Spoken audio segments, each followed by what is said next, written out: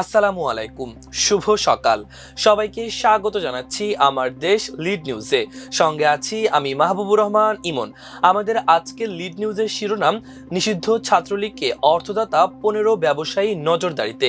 আজকের লিড নিউজটি লিখেছেন সোহাগ কুমার বিশ্বাস। চলুন দর্শক, লিড নিউজটির বিস্তারিত জেনে নেওয়া যাক।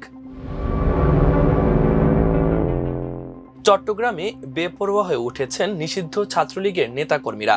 ঝটিকা মিছিলের পাশাপাশি যে কোনো ইস্যুতে হঠাৎ সক্রিয় হয়ে গুপ্ত থেকে অস্থিরতা তৈরির অপচেষ্টা চালাচ্ছেন তারা। প্রশাসনের চোখে ধুলা দিতে এক এলাকার কর্মীদের আনা হচ্ছে অন্য এলাকায়। পুরো নগরীকে দুভাগে বিভক্ত করে অস্থিরতা তৈরির পরিকল্পনা এঁটেছে নিষিদ্ধ সংগঠনের নেতাকর্মীরা। আর এসব কাজে অর্থের যোগান দিচ্ছেন স্থানীয় 15 জন ব্যবসায়ী। তাদের সঙ্গে সমন্বয় করছেন চট্টগ্রাম চেম্বারের সাবেক এক পরিচালক। তিনি আওয়ামীপন্থী ব্যবসায়ীদের কাছ থেকে ফান্ড জোগাড় করছেন। বিদেশে পলাতক দুজন পতিত মন্ত্রী ও একজন এমপির নির্দেশে নির্ধারিত ব্যক্তির কাছে টাকার যোগান পৌঁছে দিচ্ছেন। মাঠ পর্যায়ে টাকার সরবরাহ করছেন 5 নারী কর্মী। এমনকি কোনো নেতাকর্মী গ্রেপ্তার হলে জেলখানার পিসি কার্ডেও টাকা জমা দেওয়ার ব্যবস্থা করছেন তারা। এদিকে কারাবন্দী নেতাদের পিসি কার্ডে প্রতি মাসে তালিকা ধরে নির্ধারিত এক অঙ্কের টাকা জমা হচ্ছে। গোয়েন্দা পুলিশ তাদের ওপর নজরদারি শুরু করেছে। তদন্তের স্বার্থে ওই 15 ব্যবসায়ী ও তাদের সমন্বয়কের নাম প্রকাশ না করলেও বিকল্প সূত্রে কয়েকজনের পরিচয় নিশ্চিত হয়েছে আমার দেশ। সূত্র জানিয়েছে, প্রশাসনের নিষ্ক্রিয়তার পাশাপাশি বিএনপি, জামায়াত ও এনসিপির মতো ফ্যাসিবাদ বিরোধী রাজনৈতিক দলগুলোর মধ্যে বিভাজনের সুযোগ নিচ্ছে নিষিদ্ধ সংগঠনটির নেতাকর্মীরা। সম্প্রতি চট্টগ্রামের বিভিন্ন এলাকায় নিষিদ্ধ ছাত্রলীগের ঝটিকা মিছিল ও বিভিন্ন সামাজিক ইস্যুকে কেন্দ্র করে অস্থিরতা তৈরির সঙ্গে জড়িত কয়েকজনকে গ্রেপ্তারের পর তাদের কাছ থেকে চাঞ্চল্যকর তথ্য পান পুলিশ ও গোয়েন্দা সংস্থার প্রতিনিধিরা।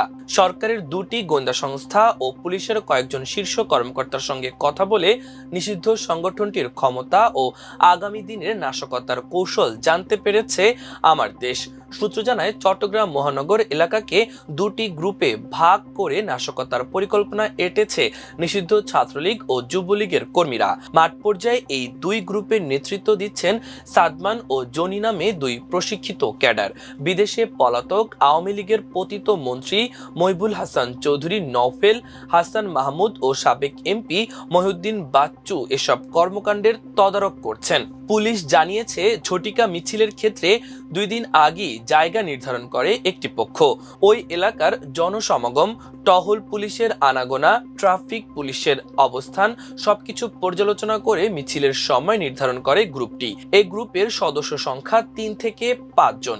সকালে মিছিলের সময় নির্ধারণ হয় আগের দিন রাতে, আর বিকালের সময় নির্ধারণ হলে ওই দিনই সকালে অনলাইন প্ল্যাটফর্ম হোয়াটসঅ্যাপে একটি গ্রুপ ওপেন করা হয়। ওই গ্রুপে 15 থেকে 20 জনকে যুক্ত করে মিছিলের সব তথ্য আদান প্রদান করা হয়। কর্মসূচি শেষ হওয়ার সঙ্গে সঙ্গে ডিঅ্যাক্টিভ করে দেওয়া হয় গ্রুপটি। নির্ধারিত সময়ের আগেই কয়েকটি ভাগে ভাগ হয়ে এলাকায় জড়ো হতে শুরু করেন নেতাকর্মীরা। অনেকের গায়ে কৌশল হিসেবে 2টি টি-শার্ট থাকে, কেউ কেউ মাস্ক পরে আসেন।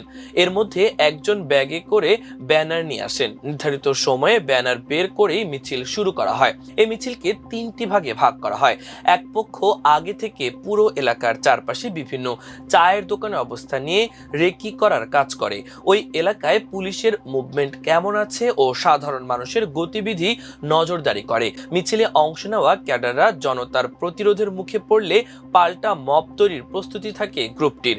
আরেকটি অংশের দায়িত্ব থাকে মিছিলের ভিডিও ধারণ করে বিদেশে পলাতক নেতাদের কাছে পাঠানো। এই গ্রুপের সঙ্গে 2-1টি মোটরসাইকেলও থাকে, তবে মিছিলের আগে সে মোটরসাইকেলগুলোর নম্বর প্লেট খুলে ফেলা হয়। মূল মিছিলে অংশ নেওয়া ক্যাডাররা কেউ স্থানীয় নন।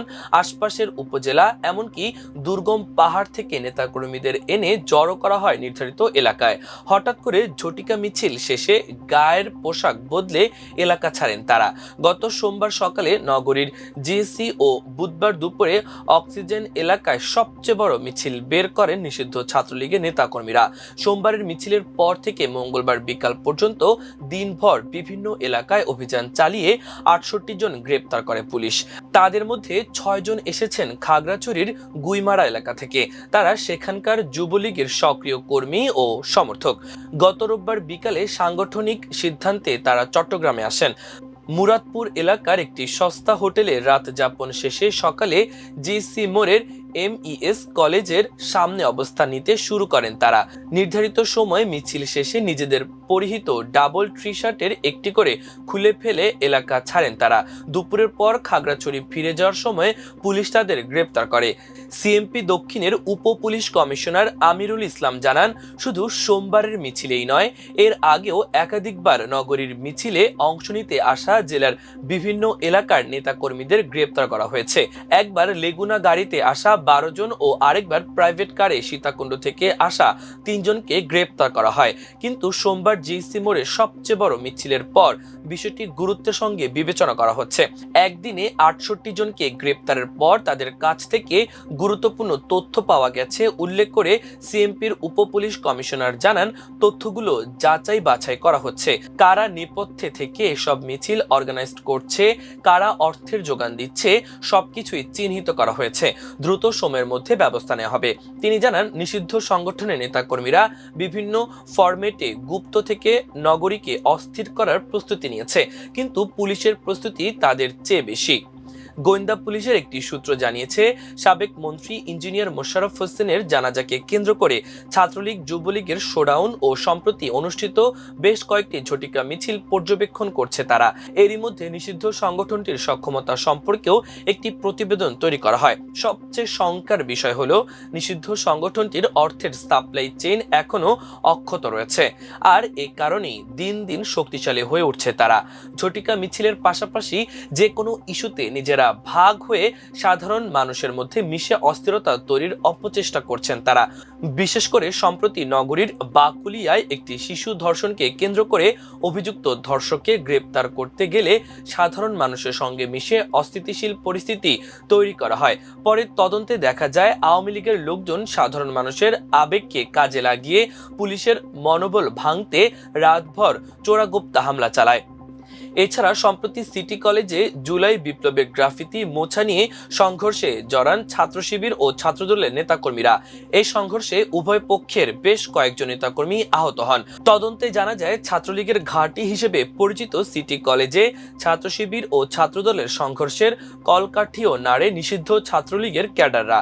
এভাবে বিভিন্ন ইস্যুতে নিজেরা গুপ্ত থেকে অস্থিরতা তৈরির অপচেষ্টা চালিয়ে যাচ্ছেন তারা।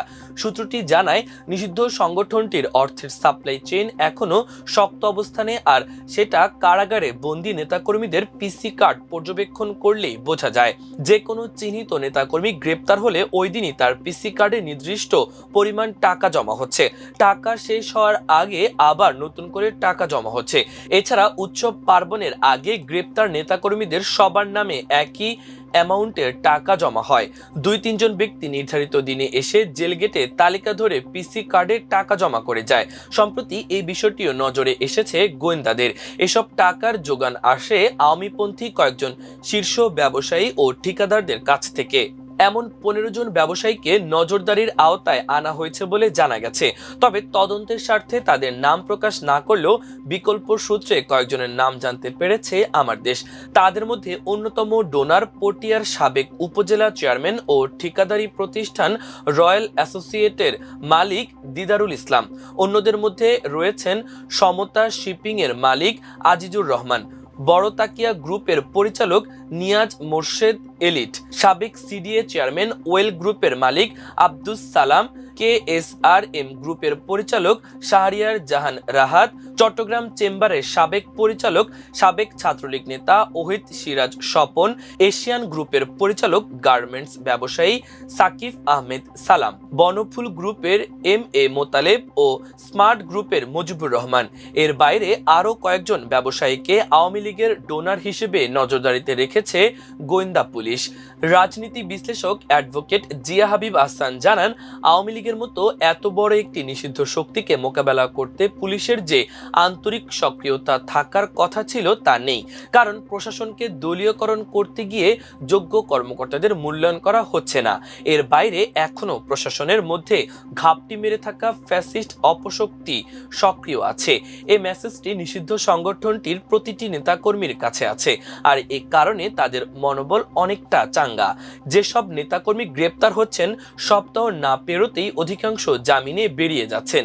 এর বাইরে জুলাই আন্দোলনের মাধ্যমে ফ্যাসিবাদ বিরোধী যে রাজনৈতিক ঐক্য তৈরি হয়েছিল সেটাতেও ফাটল ধরছে মন্তব্য করে জিয়া হাবিব আহসান বলেন, নির্বাচনের পর বিএনপি, জামায়াত ও এনসিপির মধ্যে দূরত্ব দৃশ্যমান হওয়ায় ফ্যাসিস্ট শক্তি আরো ঐক্যবদ্ধ হচ্ছে। সব মিলিয়ে রাজপথে নিজেদের শক্তি জানান দেওয়া এখনই উপযুক্ত সময় বলে মনে করছেন নিষিদ্ধ আওয়ামী লীগ ও অঙ্গ সংগঠনের নেতাকর্মীরা। এই পরিস্থিতি মোকাবেলার উপায় বাতলে দিয়ে তিনি বলেন, ফ্যাসিবাদ বিরোধী রাজনৈতিক দলগুলোর মধ্যে ঐক্য গড়ে তোলার বিকল্প নেই। নিষিদ্ধ সংগঠনটির রাজপথে জনতার প্রতিরোধের ভয় এখনো পর্যন্ত বড় ধরনের ধ্বংসাত্মক কর্মসূচি নেয়নি, কিন্তু এই অপশক্তিকে আমরা চিনি। এভাবে চলতে থাকলে অল্প দিনের মধ্যে ধ্বংসাত্মক হয়ে উঠবে নিষিদ্ধ আওয়ামী লীগ ও ছাত্রলীগের নেতাকর্মীরা। তখন পরিস্থিতি সামাল দেওয়া কঠিন হয়ে পড়বে। প্রিয় দর্শক, আমাদের আজকের লিড নিউজের আয়োজন এ পর্যন্তই। আগামীকাল আরেকটি লিড নিউজ নিয়ে আপনাদের সামনে হাজির হব। সে পর্যন্ত মহান আল্লাহ তাআলা আপনাদের সবাইকে ভালো রাখুক, সুস্থ রাখুক। এতক্ষণ সঙ্গে থাকার জন্য অসংখ্য ধন্যবাদ। আল্লাহ হাফেজ।